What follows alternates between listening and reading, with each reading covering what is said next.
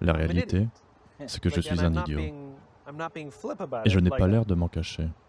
Je ne comprends pas les choses très compliquées, et je pose donc beaucoup de questions pour que la personne qui me dit quelque chose de compliqué, qui parle en termes compliqués pensant que je les comprends, la finance ou les neurosciences, je ne sais pas de quoi vous parlez, je pose suffisamment de questions pour pouvoir comprendre. Alors ce que tu dis, c'est ça? Non, voici ce que je dis. Je vais vous donner un exemple. Il y a longtemps, j'avais un client, une société publique.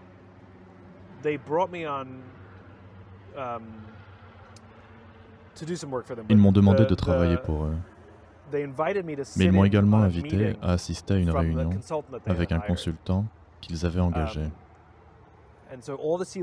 Donc tous ces cadres supérieurs et moi. Et ce consultant faisait une présentation sur quelque chose, et tous les cadres supérieurs, assis là, hochant la tête et prenant des notes sur leur PowerPoint qu'ils ont imprimé devant eux, et je l'ai eu aussi, et je ne comprenais pas un seul mot de ce qui était dessus. Je regardais autour de moi, j'ai levé la main en disant « Je suis vraiment désolé, je sais que je suis la seule personne dans cette salle qui n'a pas de MBA, mais ça n'a pas de sens.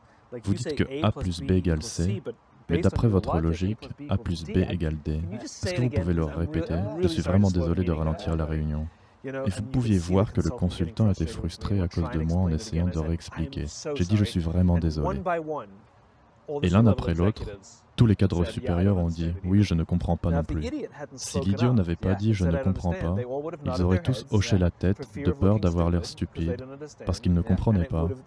Et ils auraient payé beaucoup d'argent pour un document qu'ils ne comprennent pas, et ils ne l'auraient jamais utilisé, et il serait resté sur une étagère. Et c'est parce que je suis d'accord d'être l'idiot, et je ne m'en cache pas.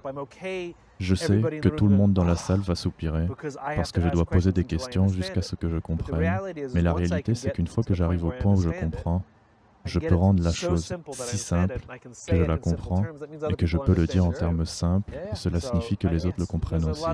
Il y a donc beaucoup de valeur à être l'idiot.